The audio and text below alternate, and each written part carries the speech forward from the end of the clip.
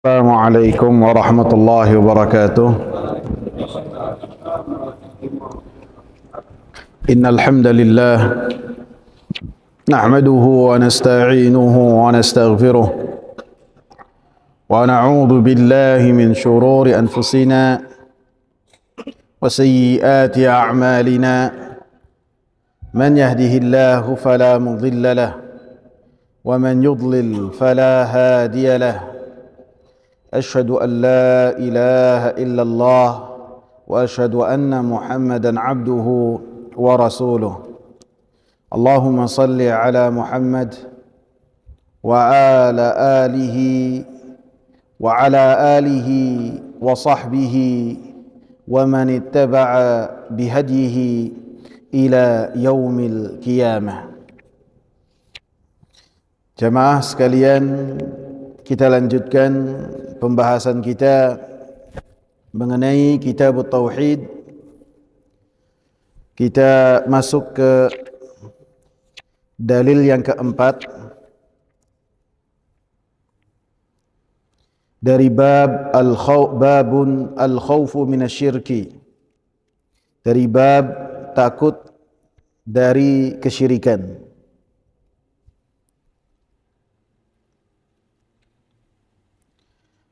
وعن ابن مسعود رضي الله عنه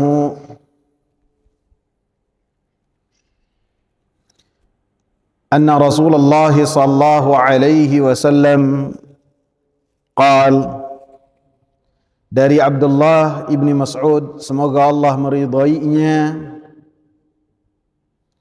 bahwasanya Rasulullah sallallahu alaihi wasallam berkata, Man mata wa huwa yad'u min dunillahi niddan dakhala an-nar. Rawahul Bukhari. Barang siapa atau siapa yang mati dan dia berdoa kepada selain Allah sebagai sekutu, dakhalan nar, maka dia masuk neraka.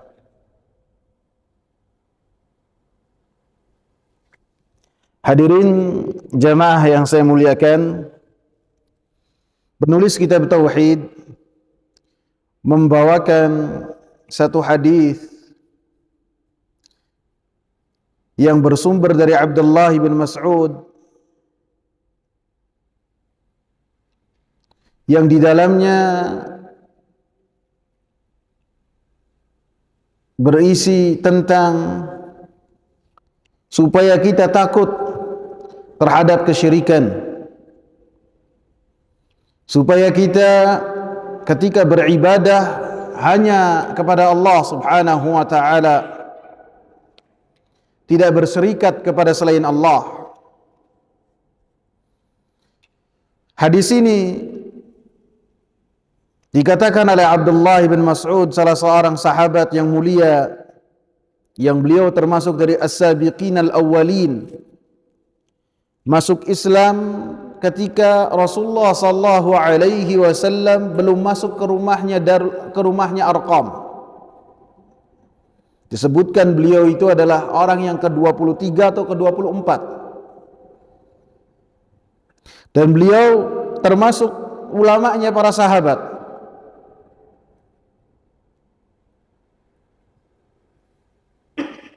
Beliau mengatakan bahwasanya Rasulullah sallallahu alaihi wasallam bersabda,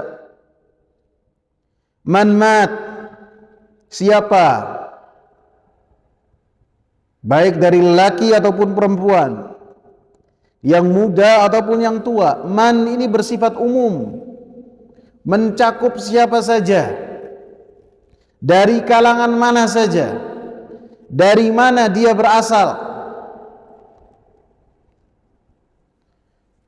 Man mat, siapa yang kematian menjemput dirinya, ajal telah datang kepadanya, dan tidak terhindar seseorang dari kematian tersebut, dan itu adalah suatu yang pasti.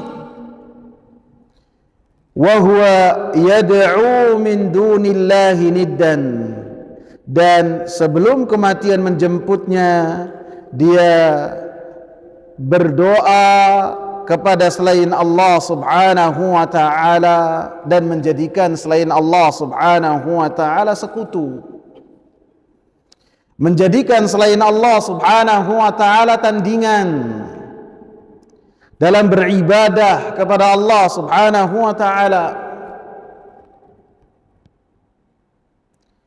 Berdoa dalam hadis ini mencakup dua makna. Yang pertama adalah doa ibadah.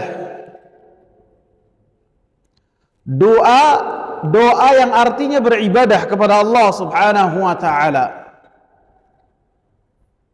Seperti dicontohkan oleh Imam Muhammad bin Shalih Al-Utsaimin rahimahullah, seperti puasa, seperti salat dan ibadah-ibadah yang lain yang Allah Subhanahu wa taala perintah, yang Rasulullah sallallahu alaihi wasallam sebutkan. Maka ketika seseorang melaksanakan hal tersebut, tunduk dan patuh kepada Allah Subhanahu wa taala, maka itu adalah doa ibadah. Karena pada hakikatnya ketika seorang beribadah kepada Allah Subhanahu wa taala, seakan-akan dia berkata dan berdoa kepada Allah walaupun lisannya terdiam, walaupun hatinya tidak mengatakan hal yang demikian. Akan tapi ketika seorang beribadah tunduk dan patuh kepada Allah Subhanahu wa taala, seakan-akan dia minta ampunan kepada Allah, seakan-akan dia berdoa supaya dosa-dosanya diampuni, supaya dirinya diselamatkan dari azab dan mendapatkan dari Allah Subhanahu wa taala karunia-karunia dari Allah. Sehingga orang-orang yang beribadah kepada Allah Subhanahu wa taala sesuai dengan apa yang telah disyariatkan oleh Allah Subhanahu wa taala, maka pada hakikatnya dia berdoa, dan doanya dinamakan doa ibadah.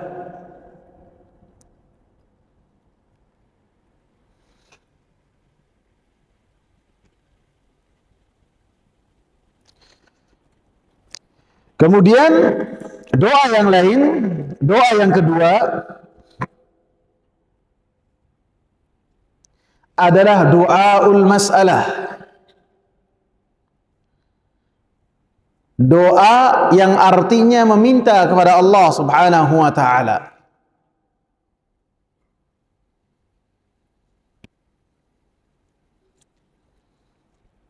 Doa yang artinya meminta bantuan kepada Allah Subhanahu wa taala.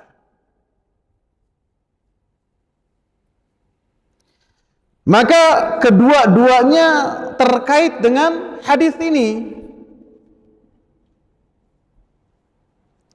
Siapa yang mati dan kemudian berdoa kepada selain Allah Subhanahu wa taala, dan dia jadikan selain Allah Subhanahu wa taala tandingan, baik dalam doa masalah ataupun doa ibadah, maka dia telah dakhalan nar. Sehingga dalam surat Ghafir ayat 60 Allah Subhanahu wa taala katakan, "Wa qala rabbukum ud'uni astajib lakum. Innal ladzina yastakbiruna an ibadati sayadkhuluna jahannama dakhirin." Dan berkata Rabb kalian, ud'uni, berdoalah kepadaku, astajib lakum, niscaya akan saya berikan ijabah terhadap doa kalian. Di dalam ayat ini Allah Subhanahu wa taala katakan Rabbukum, berkata Rabb kalian. Rabb adalah yang telah menciptakan, Rabb adalah yang telah memberikan karunia, Rabb adalah yang memelihara, Rabb adalah yang mematikan. Sehingga ditonjolkan Rabbukum, menunjukkan bahwasanya Allah Subhanahu wa taala yang berhak untuk mendapatkan doa-doa hambanya, bukan selain Allah Subhanahu wa taala. Karena pembahasan dalam Al-Qur'an yang berkaitan dengan rububiyah menunjukkan bahwasanya Allah Subhanahu wa taala sangatlah yang berhak untuk diibadahi. Karena orang-orang Arab jahiliyah yang diutus kepadanya Nabi Muhammad sallallahu alaihi wasallam, mereka tidak memiliki kesyirikan dalam rububiyah. Tidak memiliki. Sehingga Allah katakan la in sa'altahum man khalaqas samawati wal arda la yaqulunna Allah. Apabila engkau tanya mereka, wahai Nabi Muhammad, siapakah yang menciptakan langit dan bumi, yang berbilang siapakah? Pasti mereka akan menjawab siapa? Allah. Mereka mengetahui tentang hal ini dan meyakini tidak ada yang memberikan rezeki kecuali Allah, tidak ada yang menghidupkan kecuali Allah, tidak ada yang mematikan kecuali Allah, tidak ada yang menciptakan kecuali Allah. Itu keyakinan mereka. Akan tetapi yang Allah Subhanahu wa taala tegaskan dalam Al-Qur'an, konsekuensi dari keyakinan tersebut. Konsekuensinya apa? Beribadalah kepada Allah. Esakanlah Allah Subhanahu wa taala dalam beribadah. Jangan kalian duakan Allah. Jangan kalian bersyirikat kepada selain Allah Subhanahu wa taala dalam beribadah. Ud'uni astajib lakum. Berdoalah kepadaku. Berdoa di sini kepadaku, kepada Allah Subhanahu wa taala, memiliki makna dua ibadah yang tadi kita sebutkan. Baik doaul ibadah yang artinya seorang tunduk patuh kepada Allah, ataupun doa al-mas'alah yang seseorang meminta kepada Allah Subhanahu wa taala. Dua-duanya terkandung dalam perintah ud'uni astajib lakum. Apabila seseorang ketika menafsirkannya doa ibadah, maka astajib lakum artinya Allah Subhanahu wa taala akan memberikan ganjaran terhadap ibadah-ibadah kalian.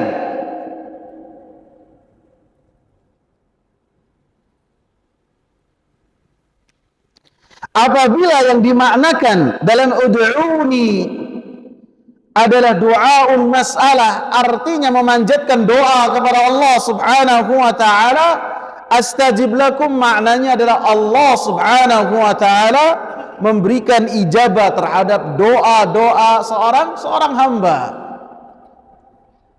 selama doanya di dalamnya tidak ada dosa, selama doanya di dalamnya tidak ada memutus tali silaturahmi. Allah Subhanahu wa taala pasti akan memberikan ijabah terhadap doa-doanya. Bisa dengan diberikan langsung doa tersebut diberikan ijabah, bisa juga doa tersebut diijabah dengan cara diberikan ijabah di waktu yang lebih lama, bisa juga diberikan ijabah dengan dipalingkan darinya mara bahaya, bisa juga diberikan ijabah doa dengan apa? Dengan Allah Subhanahu wa taala berikan kepadanya ganjaran pada hari kiamat kelak.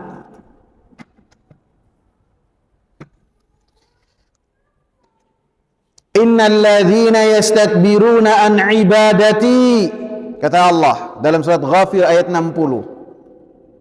Sesungguhnya orang-orang yang dia sombong dari beribadah kepadaku.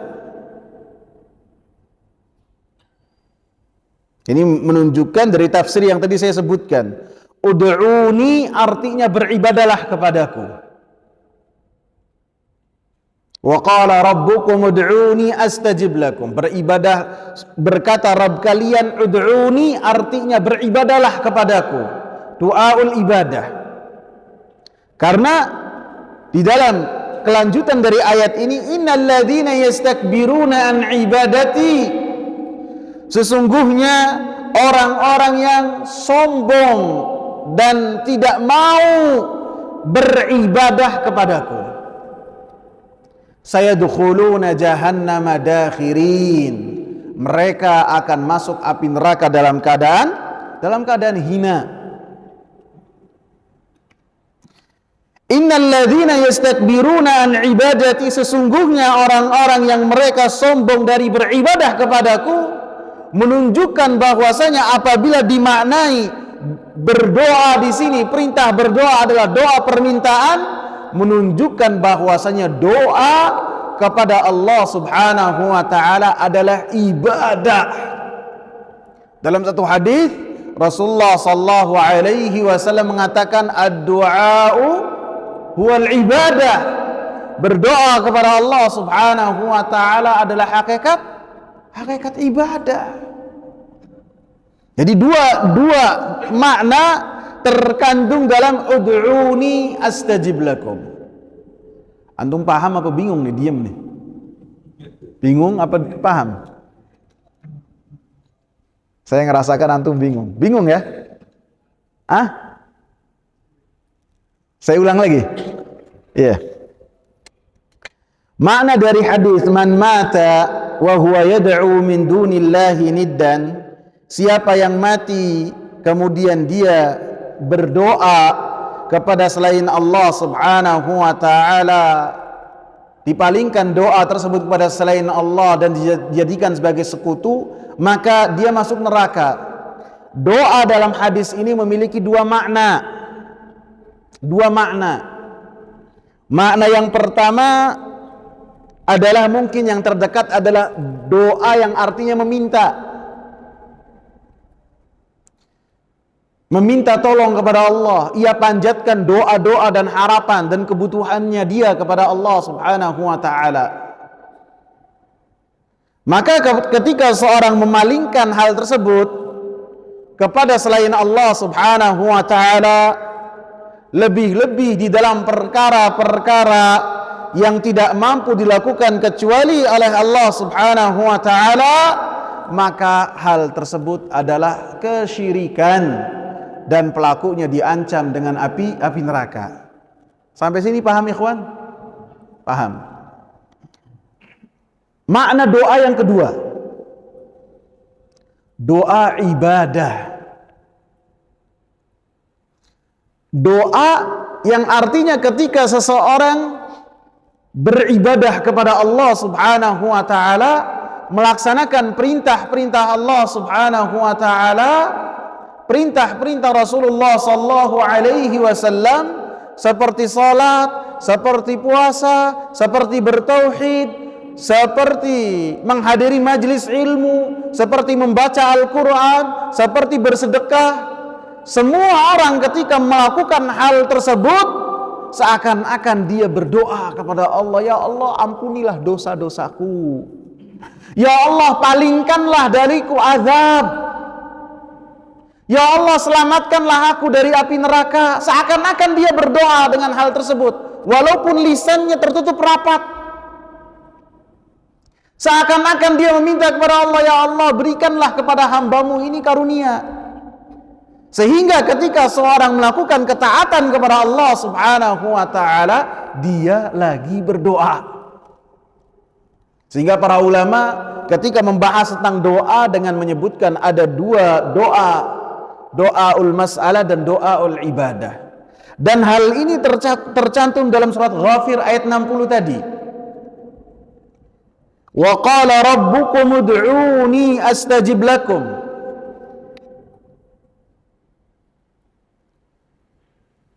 Dan berkata Rabb kalian yang telah menghidupkan kalian, yang telah mengurusi perkara kalian, yang memberikan kepada kalian karunia-karunia, memberikan kepada kalian kesehatan, kesempatan, ud'uni, berdoalah kepadaku, astajib lakum, niscaya akan Allah subhanahu wa ta'ala berikan ijabah terhadap doa-doa kalian.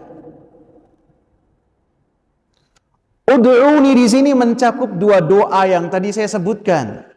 Doa mas'alah yang artinya meminta dan memanjat kepada Allah subhanahu wa ta'ala. Doa-doa seorang hamba ia panjatkan kepada Allah. Doa yang kedua yang artinya seseorang beribadah kepada Allah.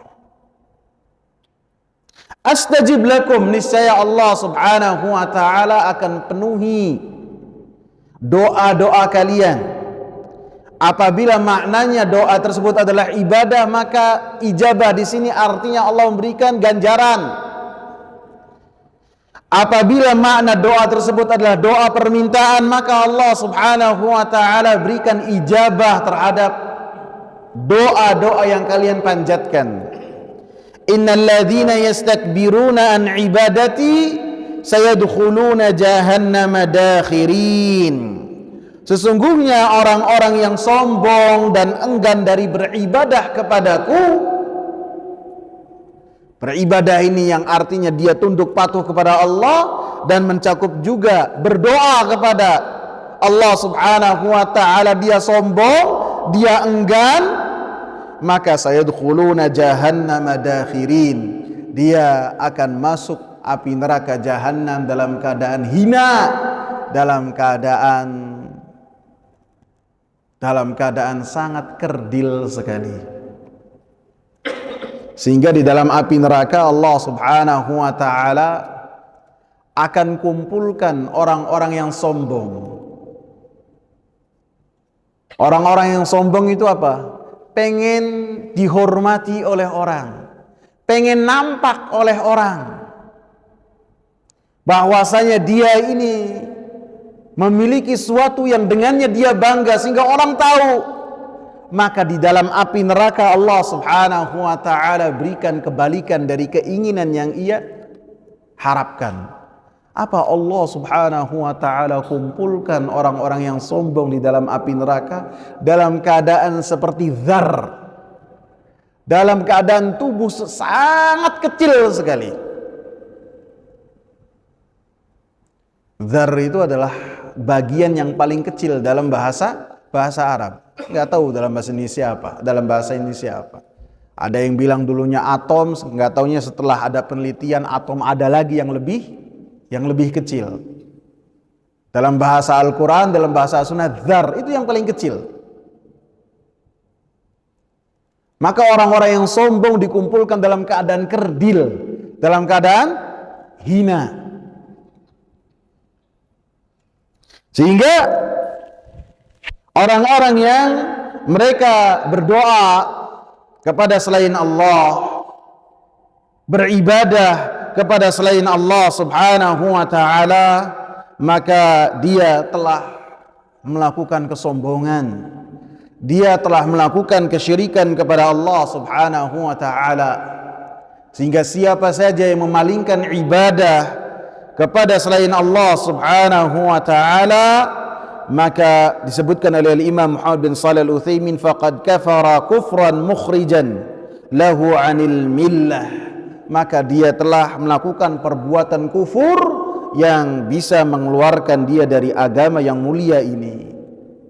Seperti beliau contohkan, falau raka'a li insan aw sajada li syai'in yu'azzimuhu ka ta'zimillah fi hadzal ruku' aw hadzal sujud lakana musyrikan. Apabila seseorang ruku kepada seseorang, ruku itu apa? Ruku yang tadi kita lakukan dalam salat kita. Kalau dijabarkan apa? Membungkukkan tubuh kita. Karena pada hakikatnya seorang ketika membungkukkan tubuhnya kepada selainnya, maka dalam rangka mengagungkan. Sehingga dalam doa ruku kita katakan subhanallahi rabbiyal azim. Allah lah yang maha agung. Allah lah yang pantas kita agungkan. Dikatakan oleh Imam Muhammad bin Shalih Al-Utsaimin, kalau seseorang ruku kepada manusia atau sujud kepada sesuatu dan dia mengagungkan seperti pengagungan dia kepada Allah Subhanahu wa taala dalam ruku tersebut dan dalam sujud tersebut, maka dia telah menjadi seorang yang musyrik. Karena apa? Di dalamnya ada pengagungan kepada selain Allah dalam ruku dan sujud tersebut. Karena kita diperintahkan untuk ruku, warka'u wasjudu. Allah merintahkan kita untuk ruku. Allah merintahkan kita untuk sujud. Sehingga kalau ruku dan sujud hanya kepada Allah Subhanahu wa taala. Tidak boleh seorang ruku kepada selain Allah. Tidak boleh seseorang sujud kepada selain Allah, tidak boleh. Walaupun terhadap orang yang paling dia muliakan. Misalnya kepada siapa? Kepada orang tua. Tidak boleh. Dalam acara apapun juga tidak boleh. Sujud hanya untuk Allah Subhanahu wa taala. Dalam rangka meminta maaf tidak boleh. Khusus untuk Allah Subhanahu wa taala ruku dan sujud. Sehingga ketika Muadz bin Jabal radhiyallahu anhu pulang dari negeri Syam, dan negeri Syam ini adalah negeri yang dianggap sebagai pusatnya agama. Para nabi banyak di negeri Syam. Beda dengan negeri Arab. Negeri Arab beda, Jazirah Arab beda. Negeri Syam itu diakui sebagai tempatnya orang-orang ahli agama. Sehingga sebelum membahas tentang Mu'adz, Amr ibn Luhai itu adalah orang yang pertama kali merubah agamanya Nabi Ibrahim di kota Mekah. Ketika dia singgah ke negeri Syam, dia dapati bahwasanya orang-orang Syam menyembah berhala. Dia ambil satu berhala dari negeri Syam, kemudian dialah orang yang pertama kali menaruh berhala di Ka'bah. Amr ibn Luhai. Begitu juga Muadz bin Jabal. Begitu sampai negeri Syam, dia dapati orang-orang itu sujud dan ruku kepada ahli agama mereka. Maka kata Muadz bin Jabal, saya lebih layak untuk sujud dan ruku kepada Nabi Muhammad sallallahu alaihi wasallam. Maka begitu sampai ke kota Madinah, beliau sujud kepada Rasulullah sallallahu alaihi wasallam dan dilarang oleh Rasulullah sallallahu alaihi wasallam. Langsung dilarang oleh Rasulullah sallallahu alaihi wasallam. Ditanya oleh Rasulullah sallallahu alaihi wasallam, kenapa melakukan hal tersebut? Maka Muadz bin Jabal mengatakan, saya lihat orang-orang Syam, mereka sujud dan ruku kepada ahli agama mereka, dan saya mau sujud kepada engkau. Maka oleh Rasulullah sallallahu alaihi wasallam dilarang. Artinya apa? Orang yang berbuat kekufuran, orang yang berbuat kesyirikan tidak otomatis keluar dari agama ini. Harus dipastikan dulu dia tahu ilmunya ataukah tidak. Dia melakukan takwil ataukah tidak. Seperti yang dilakukan oleh Muadz. Muadz di hadapan Rasulullah melakukan kekufuran ataukah tidak? Melakukan kekufuran atau tidak? Kekufuran. Datang terus sujud. Ini sujud hanya untuk Allah. Apakah Muadz tidak tahu banyak ayat dalam Al-Quran memerintahkan sujud hanya untuk Allah? Kan tapi beliau mentakwil. Maka orang-orang yang melakukan kesyirikan dan kekufuran tidak ujug-ujug dia keluar dari agama yang mulia ini. Harus disampaikan. Bisa jadi mereka jahil. Bisa jadi mereka tidak tahu tentang perkara-perkara ini ataupun hanya ikut-ikutan saja. Kemudian dikatakan oleh Imam Muhammad bin Shalih Al-Utsaimin rahimahullah, wa li hadza mana'a an-nabiy sallallahu alaihi wasallam min al-inhina' indal mulaqati. Oleh karenanya Nabi sallallahu alaihi wasallam melarang untuk seseorang merunduk ketika bertemu. Merunduk ini artinya ketika bertemu dia menundukkan punggungnya. Ini dilarang oleh Nabi sallallahu alaihi wasallam. Su'ila 'anil rajuli yalqa akhahu an yanhaniya lahu qala la. Rasulullah ditanya, apakah seseorang ketika bertemu dengan saudaranya bolehkah dia menundukkan bagian punggungnya seperti seseorang ruku? Maka Rasulullah sallallahu alaihi wasallam katakan tidak boleh. Jadi seorang kalau bertemu dengan orang lainnya tegak. Tidak boleh dia menundukkan. Begitu juga ketika misalnya dia melewati orang yang berkerumun. Mungkin sebagian adat kita dan kebiasaan kita minta izinnya itu dengan cara menundukkan punggung kita. Maka ini tidak boleh. Ya kita ucapkan permisi ya permisi, tapi dengan punggung yang tegak biasa saja. Dan itu tidak akan mengurangi rasa hormat kita kepada orang lain. Kita ucapkan salam, assalamualaikum, tapi tegak, assalamualaikum. Kemudian setelah itu kita bilang punten boleh, kita bilang permisi boleh, bisa ya. Tapi kita ucapkan salam dan kita tegak, tidak boleh menundukkan. Begitu juga ketika misalnya softnya ketika banyak. Sebagian orang melewati orang yang lebih tua dengan cara merundukkan sampai tangannya itu nempel ke lantai. Ini tidak boleh, ikhwan. Dan kita harus saling mengingatkan. Karena hadisnya secara khusus Nabi mengatakan tidak boleh seorang menundukkan ketika bertemu dengan orang lain.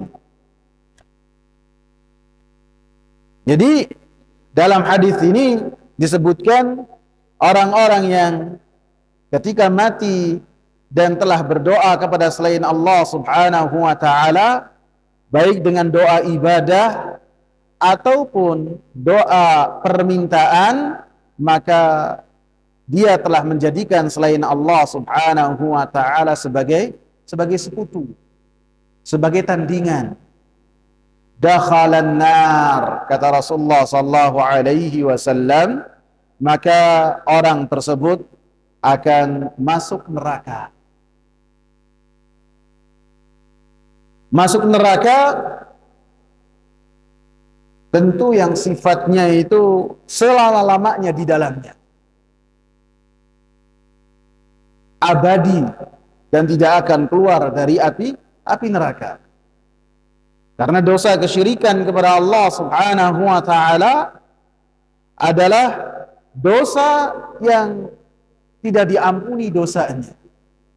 Seperti dalam ayat yang sudah kita bahas, innallaha la yaghfiru an yushraka bihi wa yaghfiru ma duna dzalika liman yasha. Sesungguhnya Allah subhanahu wa ta'ala tidak memberikan ampunan kepada orang-orang yang bersyirikat kepadanya ketika beribadah kepada Allah subhanahu wa ta'ala. Wa yaghfiru ma duna dzalika liman yasha. Dan Allah subhanahu wa ta'ala mengampuni dosa-dosa selain kesyirikan tersebut. Dan di dalam surat Al-Ma'idah, Allah subhanahu wa ta'ala katakan ayat 72, innahu man yushrik billahi faqad harrama Allahu alaihi al-jannata wa ma'wahu an-nar wa ma lidh-dhalimin min ansar.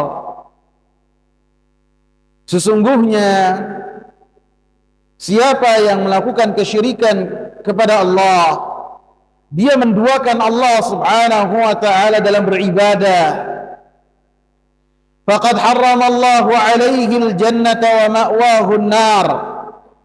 Maka Allah subhanahu wa ta'ala haramkan baginya surga dan tempat kembalinya adalah api neraka. Wa ma lidh-dhalimina min ansar. Dan orang-orang yang melakukan kezaliman, mereka tidak memiliki penolong sedikit pun. Orang-orang yang melakukan kezaliman, orang-orang yang mereka meletakkan sesuatu bukan pada tempatnya, di antaranya beribadah. Ibadah harusnya hanya untuk Allah, karena Allah lah yang memberikan kepadanya karunia, Allah lah yang mengurusi permasalahan dan perkara-perkaranya. Kemudian ia palingkan ibadah tersebut dalam rangka bersyukur kepada selain Allah subhanahu wa ta'ala, maka itu meletakkan sesuatu bukan pada tempatnya. Wa ma lidh-dhalimina min ansar.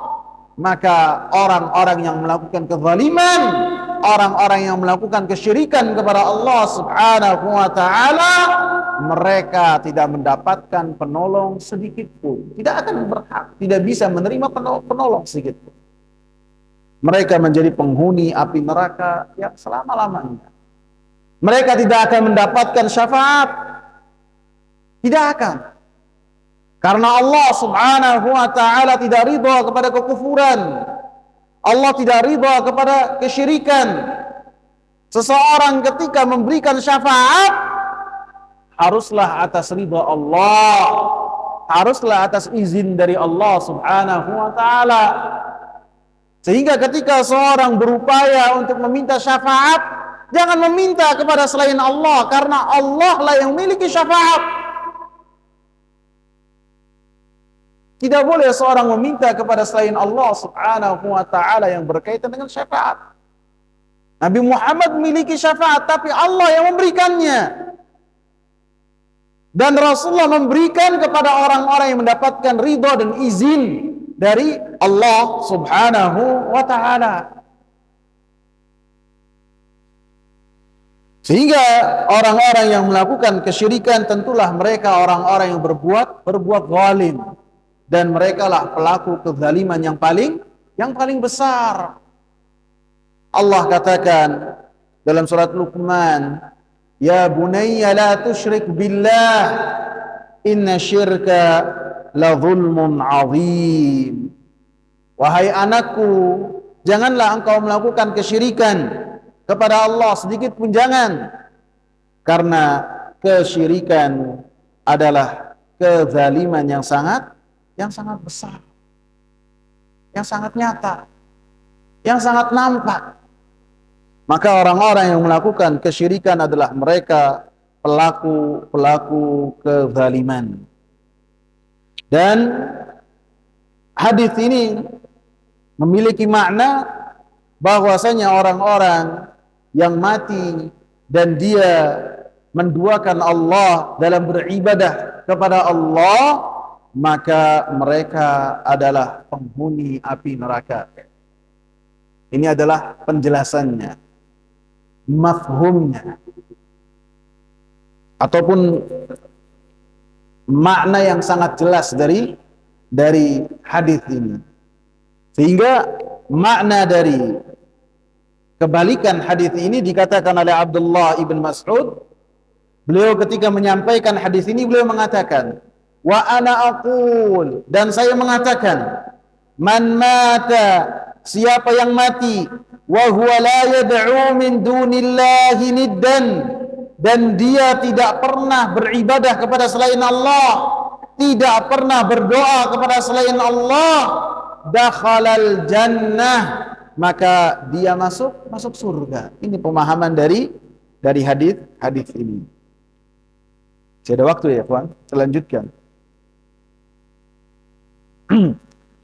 Wali muslimin an Jabirin anna Rasulullah sallallahu alaihi wasallam qala, dari Muslim dan tercantum dalam Sahih Muslim dari Jabir bin Abdullah bahwasanya Rasulullah sallallahu alaihi wasallam berkata, Man laqiyallaha la yushriku bihi syai'an dakhalal jannata wa man laqiyahu yushriku bihi syai'an dakhalan nar. Man laqiyallaha la yushriku bihi syai'an dakhalal jannah.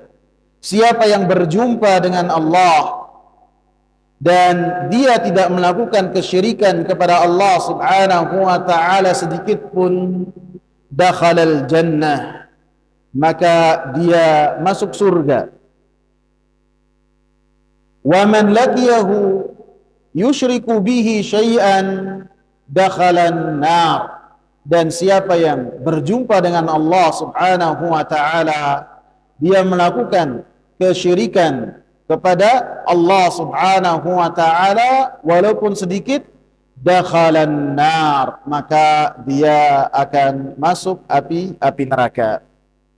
Maka hadis ini serupa dengan hadis yang sebelumnya, bahwasanya orang-orang yang melakukan kesyirikan kepada Allah dan kesyirikan kepada Allah Subhanahu wa taala adalah memalingkan ibadah kepada selain Allah Subhanahu wa taala ataupun menduakan Allah Subhanahu wa taala dalam beribadah, maka orang yang melakukan kesyirikan, dia apabila mati dan belum bertaubat dari kesyirikan tersebut, dia masuk api neraka.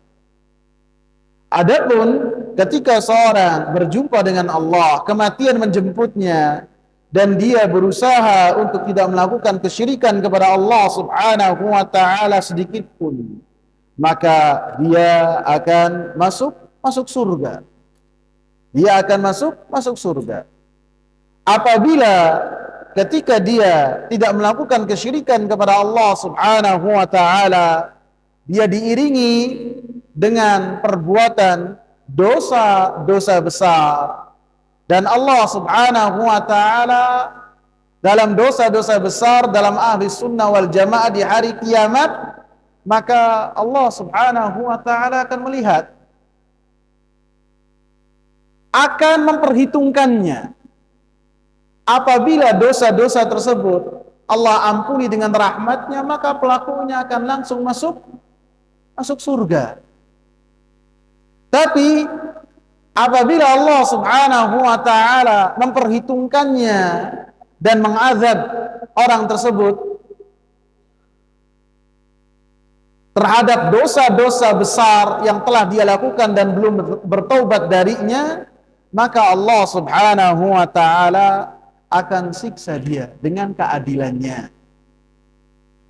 Dan bedanya orang-orang yang bertauhid dengan orang-orang yang tidak bertauhid, orang-orang yang bertauhid dengan tauhid yang diterima oleh Allah Subhanahu wa taala, maka apabila mereka masuk api neraka, maka mereka tidak kekal di dalamnya. Adapun orang-orang yang tidak bertauhid kepada Allah Subhanahu wa taala, ataupun mereka melakukan kesyirikan kepada Allah Subhanahu wa taala, ataupun orang-orang yang mati dalam keadaan kekufuran dan kesyirikan dan kemunafikan, maka mereka adalah orang-orang yang kekal selama-lamanya di api neraka. Tidak dikeluarkan sedikit pun oleh Allah Subhanahu wa taala. Kita lanjutkan. Fihi masail. Di dalam hadis ini di dalam bab ini ada beberapa pelajaran. Al-ula al-khawfu minasyirki, takut dari kesyirikan kepada Allah Subhanahu wa taala. 5 hadis ataupun 6 hadis ataupun hadis-hadis yang tercantum di dalam bab ini menjadikan seorang takut terhadap kesyirikan kepada Allah. Takut untuk terjerumus di dalam kesyirikan kepada Allah Subhanahu wa taala. Karena di dalam hadis-hadis yang kita bahas yang membahas tentang kesyirikan dan ayat yang membahas tentang kesyirikan, di dalamnya disebutkan syai'an, sedikit pun jangan kalian palingkan ibadah kepada selain Allah. Wa'budullaha wa la tusyriku bihi syai'a. Beribadahlah kepada Allah Subhanahu wa taala dan jangan palingkan ibadah tersebut kepada selain Allah syai'an, sedikit pun, sekecil apapun. Maka jangan palingkan ibadah tersebut kepada selain Allah. Sudah kita bahas dalam majlis ini tentang orang yang masuk api neraka karena apa? Karena dia berkorban untuk selain Allah Subhanahu wa taala dengan hewan yang sangat kecil sekali, yang sangat ringan sekali. Apa itu? Lalat. Syai'an, walaupun bentuknya kecil, ibadahnya kecil, tapi apabila itu adalah memalingkan ibadah kepada selain Allah Subhanahu wa taala, awas, ancamannya api neraka. Disebutkan ketika seorang akan masuk satu tempat, dikatakan kepadanya, tidak boleh melewati tempat ini kecuali engkau berkorban kepada yang ada di sini. Orang yang pertama dia mengatakan, la udahi li ghairillah. Saya tidak berkorban kepada selain Allah. Langsung dipenggal. Adapun orang yang kedua, ketika mau melewati, dikatakan kepadanya, berkorban atau tidak melewati tempat ini, ataupun kau mati. Maka orang yang kedua mengatakan apa? Bagaimana saya mau berkorban? Saya datang dengan tujuan dan tidak niat untuk berkorban. Maka orang ini mengatakan, berkorbanlah walau dengan seekor lalat. Dan Allah uji orang ini ketika dikatakan kepadanya, walaupun seekor lalat, terbanglah lalat di hadapannya. Maka orang ini langsung menepuk lalat tersebut. Nih, sudah saya berkorban dengan seekor lalat. Kemudian dipersilakan untuk lewat di tempat tersebut. Maka Rasulullah katakan, ada seorang yang masuk neraka karena seekor lalat, dan ada seorang yang masuk surga karena seekor lalat. Dan pembahasan-pembahasan demikian menjadikan kita ini takut terhadap kesyirikan, tidak meremehkan kesyirikan, sehingga kita pun rajin belajar yang berkaitan dengan tauhid. Karena seorang apabila takut, dia mempelajari yang berkaitan dengan tauhid. Apa sih perkara-perkara kesyirikan? Apa sih yang menjadikan seorang terjerumus dalam kesyirikan? Apa sih yang menjadikan seorang bisa melakukan kesyirikan kepada Allah Subhanahu wa taala? Maka hal tersebut diketahui setelah dia takut terhadap kesyirikan, dan takutnya menjadikan dia belajar dan mawas diri.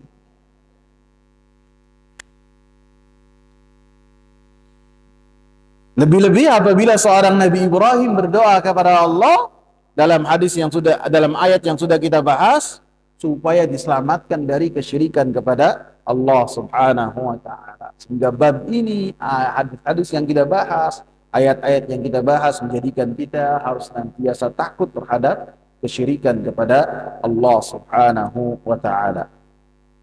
Ats-tsaniyatu, pelajaran yang kedua, anna riya'a minasyirk, bahwasanya riya termasuk dari kesyirikan kepada Allah Subhanahu wa taala. Karena Rasulullah sallallahu alaihi wasallam yang menggolongkan bahwasanya riya itu termasuk dari kesyirikan kepada Allah Subhanahu wa taala.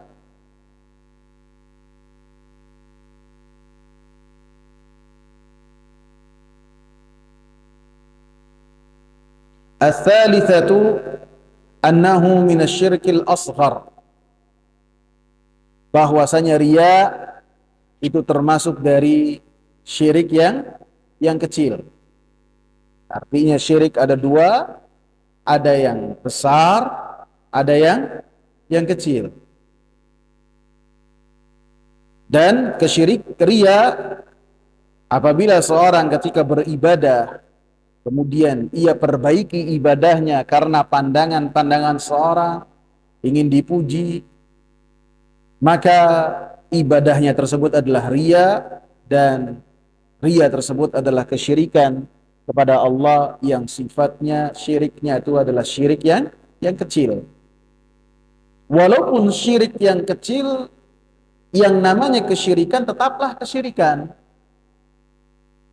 Karena kesyirikan adalah dosa besar yang paling besar. Walaupun syirik kecil.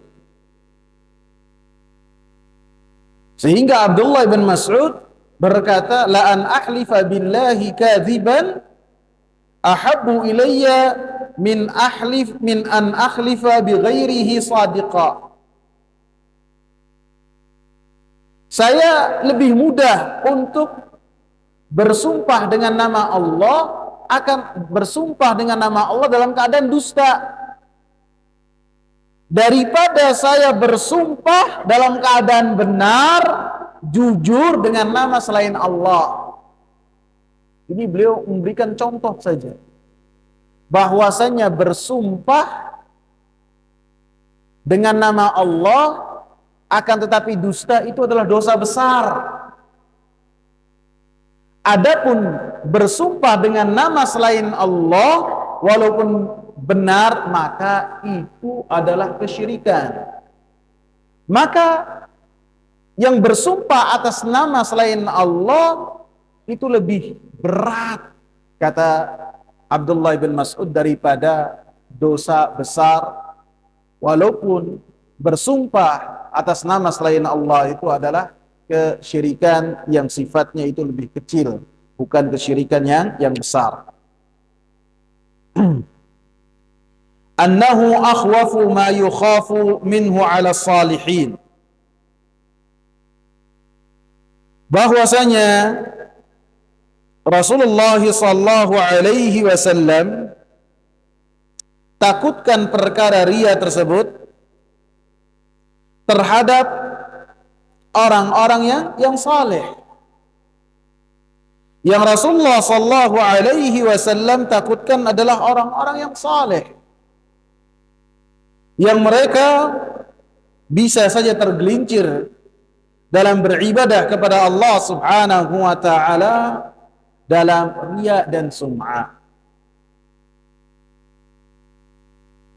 Dan secara zahir dari hadis ini pun Rasulullah katakan, akhwafu ma akhafu alaikum, yang paling saya takutkan terhadap kalian. Kalian ini siapa? Para sahabat al-muhajirin wal ansar. Rasulullah takutkan kepada mereka bahwasanya mereka tertimpa kesyirikan kecil. Maka apabila Rasulullah takutkan mereka terhadap kesyirikan yang kecil, maka bagaimana dengan kita? Dan seperti yang saya sebutkan dalam majlis yang sebelumnya, bahwasanya yang namanya kesyirikan atau riya ini adalah kesyirikan yang sifatnya syirkul khafi, kesyirikan yang tersembunyi, yang tidak ada yang mengetahui kecuali pelakunya dan Allah subhanahu wa ta'ala. Kita tidak bisa mengatakan fulan mura'in, si fulan ini pelaku riya, fulan ini sum'ah, tidak bisa. Karena yang mengetahui apa yang ada di hati seorang hanyalah Allah subhanahu wa ta'ala. Al-khamisatu, pelajaran yang kelima, qurbul jannati wan nar, dekatnya surga dan dekatnya api neraka. Artinya seseorang sangat dekat dengan surga apabila ketika dia beribadah kepada Allah subhanahu wa ta'ala semata. Dan bisa jadi seorang dengan mudah untuk masuk api neraka ketika memalingkan ibadah tersebut kepada selain Allah subhanahu wa ta'ala. Sehingga surga dan neraka sangat dekat dengan seseorang. Lebih-lebih dalam hadis lain dari Abdullah bin Mas'ud, Rasulullah sallallahu alaihi wasallam mengatakan, "Inna ahadakum la ya'malu bi'amali ahli al-jannati hatta takuna bainaha wa bainahu illa dhira fayasbiqu alaihi al-kitab fayamalu bi'amali ahli an-nar fayadkhuluha." Salah seorang di antara kalian beramal dengan amalan penghuni surga Sehingga ketika antara dia dengan surga itu hanya sejarak satu hasta dengan kematian, maka datanglah ketentuan dari Allah, kemudian dia beramal dengan amalan penghuni api neraka dan mati di atasnya dan kemudian masuk neraka. Sebaliknya, ketika ada salah seorang di antara kalian, kata Rasulullah, yang beramal dengan amalan penghuni neraka, sampai antara dia dengan api neraka hanya berjarak satu hasta saja, maka datanglah ketentuan Allah Subhanahu wa ta'ala, kemudian dia beramal dengan amalan penghuni surga dan masuk surga. Jadi sangat dekat sekali surga dan api neraka. Sehingga apabila kita pahami hal demikian, kita tidak terpedaya dengan amalan-amalan kita. Senantiasa meminta kepada Allah Subhanahu wa ta'ala supaya kita dimatikan dalam keadaan husnul khatimah. As-sadisatu, pelajaran yang keenam, al-jam'u baina qurbihima fi haditsin wahid. Penggabungan antara dekatnya surga dan neraka di dalam satu hadis, yaitu hadis dari Jabir bin Abdullah yang tercantum dalam sahih Muslim tadi.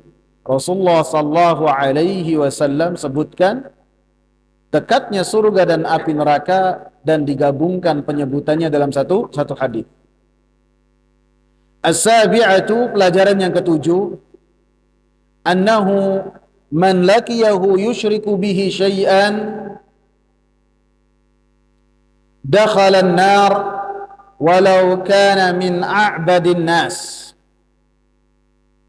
Bahwasanya siapa yang bertemu dengan Allah Subhanahu wa ta'ala dan dia telah melakukan kesyirikan kepada Allah Subhanahu wa ta'ala sedikit pun, dan dia belum bertaubat dari kesyirikan tersebut, dan kematian menjemputnya, dakhalan nar, maka dia akan masuk api neraka, walau kana min a'badin nas, walaupun orang tersebut adalah orang yang paling banyak ibadahnya, paling ahli ibadahnya, paling terkagum-kagum manusia dengan ibadah yang dilakukan oleh orang tersebut.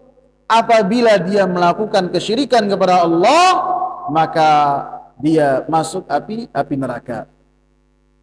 Ats-tsaminatu, pelajaran yang ke-8, al-mas'alatul 'azimatu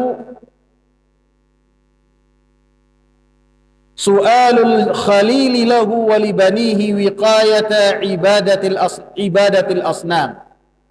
Permasalahan yang besar dalam bab ini yaitu bagaimana Al-Khalil Ibrahim alaihi salam meminta kepada Allah Subhanahu wa ta'ala keselamatan, jangan sampai melakukan kesyirikan dan beribadah kepada selain Allah. Dia meminta kepada Allah Subhanahu wa ta'ala keselamatan untuk dirinya, dan dia meminta kepada Allah Subhanahu wa ta'ala keselamatan untuk anak-anaknya ataupun keturunannya. Maka ini adalah permasalahan yang sangat besar dan pelajaran yang sangat berharga untuk kita. Apabila Al-Khalil alaihi salam berdoa dengan doa ini, maka kata Imam Ibn Katsir rahimahullah, maka sudah menjadi keseharusan bagi setiap orang yang beriman untuk berdoa dengan wajnubni wa baniya an na'budal asnam. At-tasi'atu, pelajaran yang ke-9, i'tibaruhu